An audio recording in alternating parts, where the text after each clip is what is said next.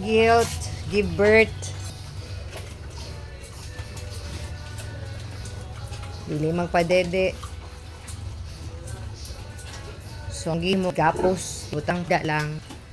Day 1, suffer kay paakon niya. Day 2, gitry. Dili na niya ko ano niya. Simuto na niya paakon. Pero dapat nakaigda japon siya. Inani yang plastada. Walay harm na nahitabo, dili pud siya masamadan kay maghida naman siya. Then pag magpakaon mi, tanggalon siya. So sa may mga guilt dira, basi makatabang ni sa inyo ha, inaning process namo, naning gihimo. Kay wala nagilaing kuan remedy ani nga sitwasyon kay siguro sa sobra ka stress niya.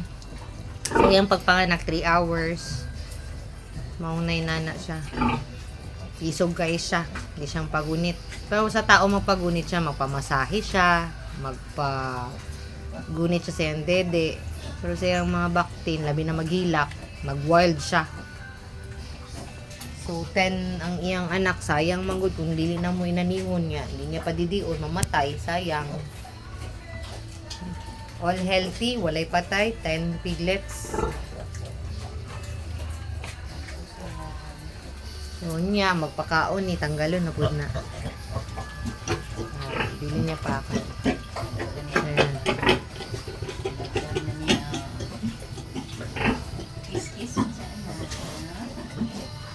Tapos sa likod naman tumatalo.